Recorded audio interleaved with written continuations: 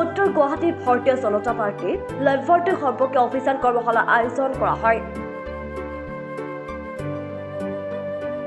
উত্তৰ গুৱাহাটী মণ্ডলৰ উদ্যোগত অনুষ্ঠিত কৰ্মশালাৰ মুখ্য অতিথি হিচাপে উপস্থিত থাকে বিজেপিৰ কিষাণ মৰ্চাৰ ৰাজ্যিক মৰ্চাৰ সম্পাদক ৰঞ্জিত ভট্টাচাৰ্যই। লাভাৰ্থী সম্পৰ্ক অভিযান কৰ্মশালাৰ সভাপতিত্ব কৰে উত্তৰ গুৱাহাটী বিজেপি মণ্ডলৰ সভাপতি গংগাধৰ দাসে। উত্তৰ গুৱাহাটী শিলাহাকুৰ প্ৰাগজ্যোতিষপুৰ কলা পৰিষদ অনুষ্ঠিত কৰ্মশালাত আগন্তুক লোকসভা নিৰ্বাচনত নৰেন্দ্ৰ মোদীক পুনৰ প্ৰধানমন্ত্ৰীৰ পদত অধিষ্ঠিত কৰাৰ বাবে লাভাৰ্থী সম্পৰ্ক অভিযান অধিক শক্তিশালী কৰি তুলিবলৈ আহ্বান জনায়।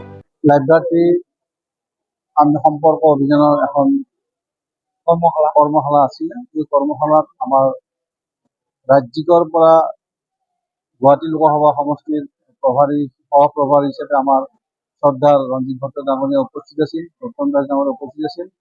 আমাক এই কৰ্মশালাৰ জৰিয়তে তেওঁলোকে আমাক কিছুমান শিকাই দিলে যে কেনেকে লাভাৰ্থীসকলৰ ওচৰত যায়, আমি কেনেকে যাব লাগিব আৰু কেনেকে মোদী ডাঙৰীয়াই ধৰি যে আমি তেওঁলোকৰ লাভাৰ্থীসকলৰ যায় আমি যে কি পাইছে, আঁচনিসমূহ কেনেকে ৰূপান্তৰ হৈছে বা পাইছে কেনেকে নাই পোৱা তাৰ বিষয়ে জানিব বিচাৰিছে আৰু আমাক এটা মিছ কল নম্বৰ দিছে, যিসকলক আমি লগ পাম বা মিছ কলৰ জৰিয়তে এই লাভাৰ্থীসকলক আমি উপকৃত হ'বৰ কাৰণে আমি অনাগত লোকসভা ইলেকশ্যনত যে মোদী ডাঙৰীয়াক আমি বেছিকে ভোটৰ জয়যুক্ত কৰিব পাৰোঁ তাৰ কাৰণে আমি এই সভা অনুষ্ঠিত কৰিম। উত্তৰ গুৱাহাটী বুলি নহয়, গুৱাহাটী লোকসভা ৩২টা মণ্ডলত আজিৰ দিনটোত কৰ্মশালা হৈছে লাভাৰ্থী।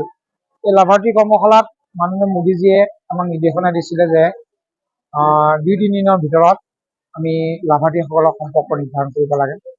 গতিকে প্ৰায় আমাৰ ইণ্ডিয়াত প্ৰায় ২৩ কোটি লাভাৰ্থী আছে। এই লাভাৰ্থীসকলৰ ভিতৰত মেপিং কৰা হৈছে প্ৰায় ৬ কোটি। আমাৰ অসমত প্ৰায় ১৯ লাখ লাভাৰ্থী আছে। ১৯ লাখ লাভাৰ্থীৰ ভিতৰত প্ৰায় ১১ লাখ লাভাৰ্থীক আমাৰ চিনাক্তকৰণ কৰা হৈছে বা মেপিং কৰা হৈছে। গতিকে এই লাভাৰ্থীসকলৰ সম্পৰ্ক নিৰ্ধাৰণ কৰিবৰ কাৰণে আমাক কমিটি এখন বনাই দিছে ষ্টেটত, আৰু আমি সেইমতে মণ্ডলৰ পৰ্যায়ত ডিষ্ট্ৰিক্ট পৰ্যায়ত কমিটি বনাই লৈছোঁ। আৰু সেইমতে আমি কাইলৈৰ পৰা আমাৰ লাভাৰ্থী যি ঘৰে ঘৰে যোৱা ব্যৱস্থা কৰা হৈছে আৰু আমি মিছ কলৰ দ্বাৰাই তেখেতসকলৰ মাজত লাভাৰ্থীসকলৰ মাজত সম্পৰ্ক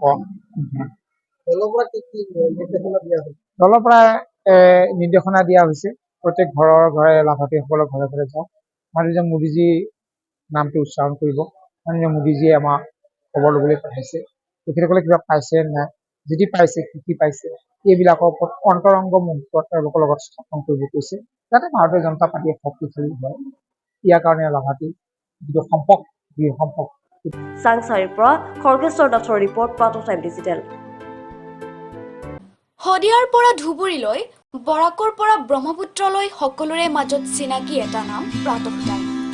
থলুৱা ভাষা, কৃষ্টি আৰু সত্য বাতৰিৰ আধাৰত প্ৰতিষ্ঠিত খবৰ প্ৰাতঃ টাইমৰ প্ৰতিটো বা বাতৰি পুংখানুপুংখভাৱে চাবলৈ Facebook, YouTube, website, Twitter, Instagram আৰু ব্লগাৰ পেজত লাইক আৰু ফ'ল' কৰক।